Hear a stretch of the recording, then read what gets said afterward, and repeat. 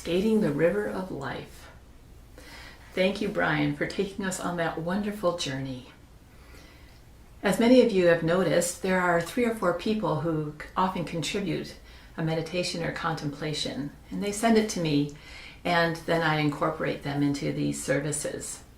And I'm always amazed when I listen to them how perfectly they are aligned with either the topic that I'm going to be speaking about, or perhaps the theme of the month, or as an inspiration to me on what I'll be speaking about. And this is certainly the case with this one. When I first heard this contemplation by Brian, I thought, oh, this is going to make an amazing lesson. There is so much truth embedded in what Brian said. So let's continue the skating into a new year theme. I suspect that most of us have had skating experiences. I grew up back east, and skating was definitely an integral part of the winter experience.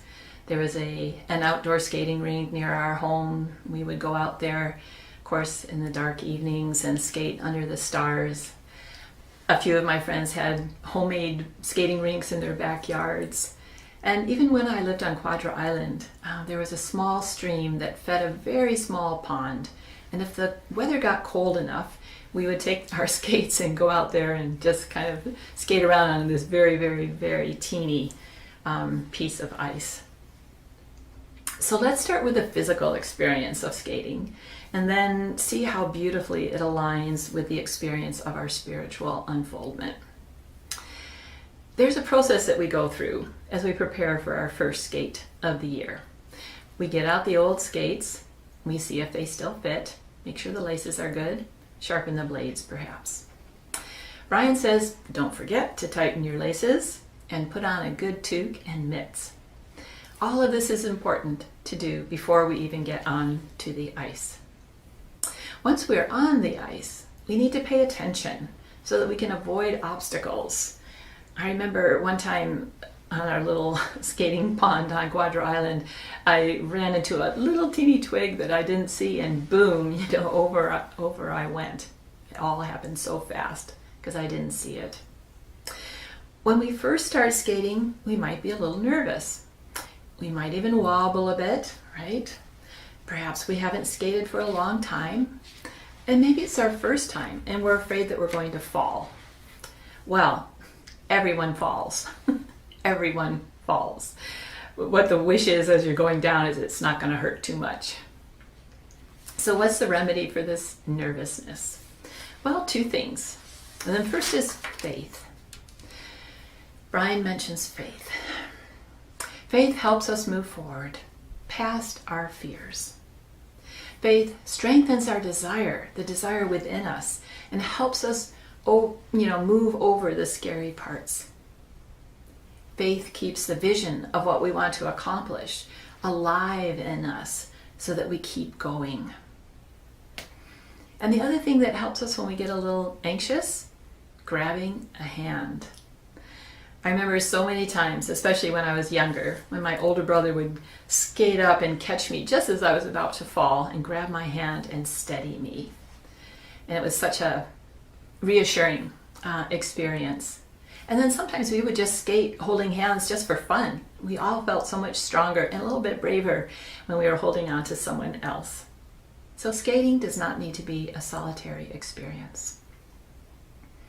One of the joys of skating is to be in touch with what is around us as we move. We can listen to the sounds. Brian mentions the scraping of the skate blade on the ice. Perhaps there's birds that are flying in the air, perhaps the voices of other people laughing as they are also skating. We can feel the air on our faces. So really, it's a sensory experience, isn't it? And as we look around, we can see other skaters nearby, and perhaps if we're skating on a river, as Brian suggests, we are seeing also the scenery pass by. So soon we get into a rhythm, one foot in front of the other, maintaining our balance, moving with the flow. Now let's take a look at all of those skating tips and see how they are just what we need to start this journey into the new year. Remember, 2021 is new to each one of us. No one on the planet has traveled this path this year before. We are each moving into new territory. So how do we start? Well, let's go back to Brian's 4 steps. Preparation. Do we have what we need? Instead of finding skates and toques and mitts, we can look to the gifts of spirit that we bring along with us on this journey. The gifts of wisdom, faith, love. The 12 spiritual powers represented by the candles that we lit a couple of weeks ago. We have our understanding of what it means to be a spiritual being and that we are one with infinite source. And that all of that goes wherever we go, since it is our intrinsic divine nature and we cannot be separate from it. So as we journey into the new year, it's important to remember that we are abundantly equipped to prosper and to be well.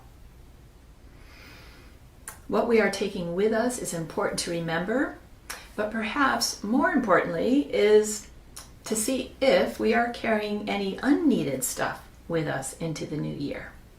That's not going to be helpful, that will slow us down, that will narrow our vision and consequently narrow the possibilities of our life experience. It would be like a skater carrying a backpack full of rocks. It's going to have an impact on their experience.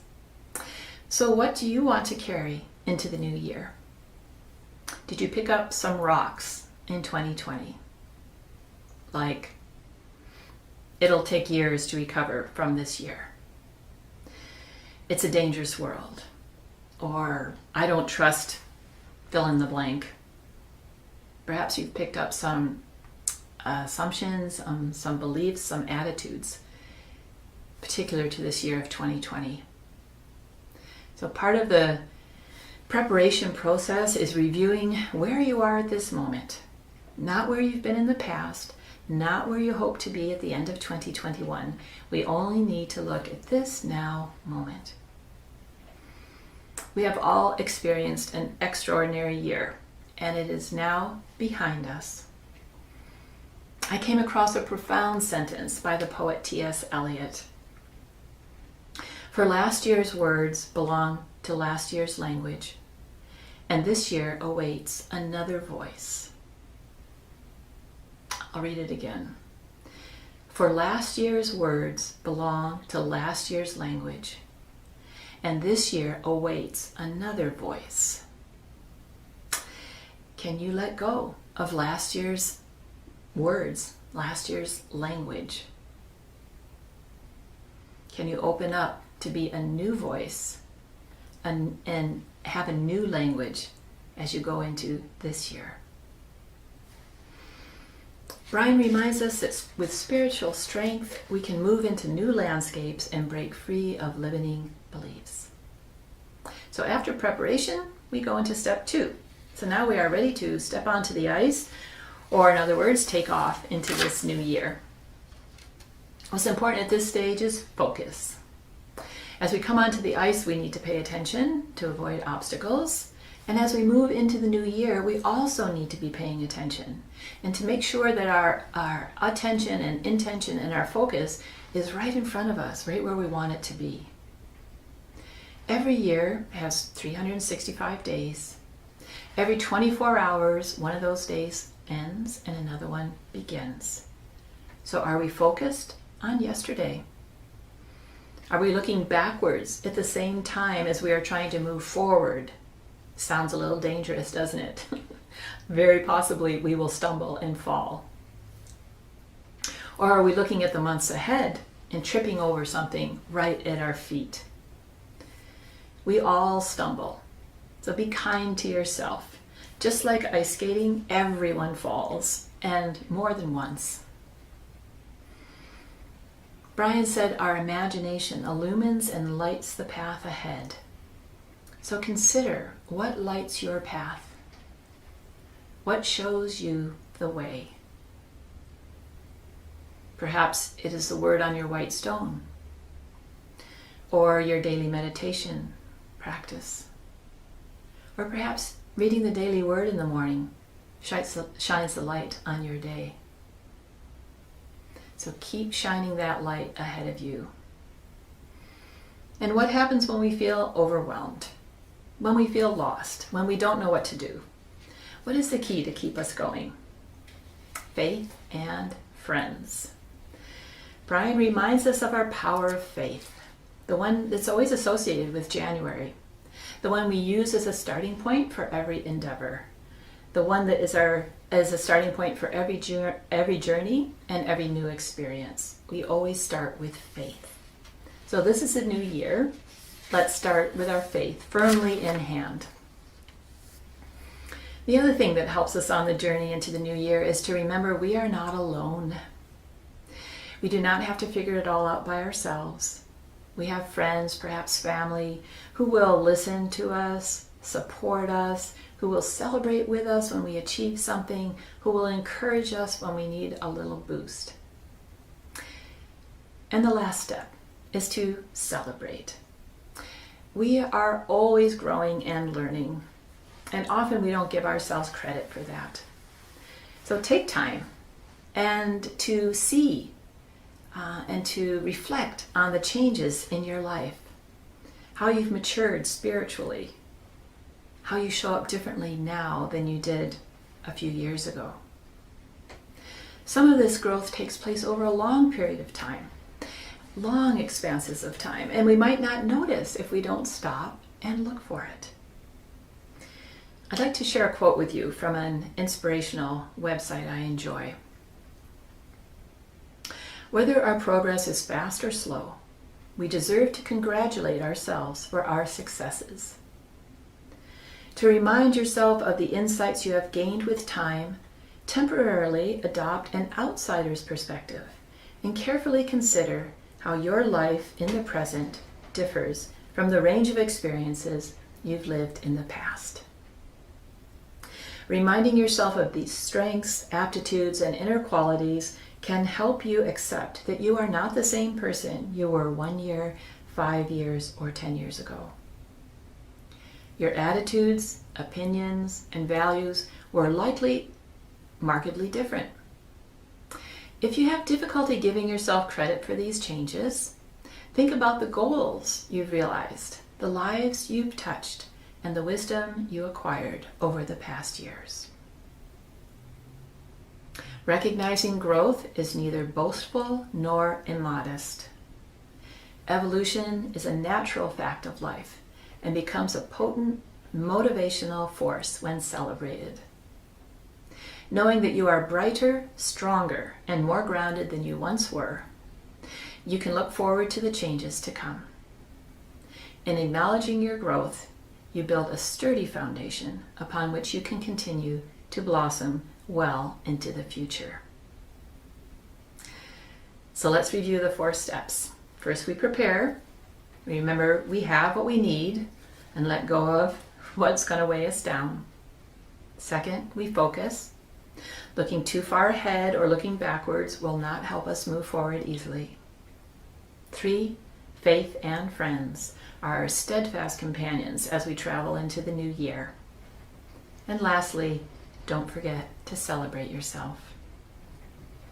I'd like to close with a poem from Joan Borysenko. In the secret recesses of my heart, beyond the teachings of this world, calls a still small voice, singing a song unchanged from the foundations of the world. Speak to me in sunsets and in starlight. Speak to me in the eyes of a child. You who call me from a smile, my cosmic beloved, tell me who I am and who I will always be. Help me to remember.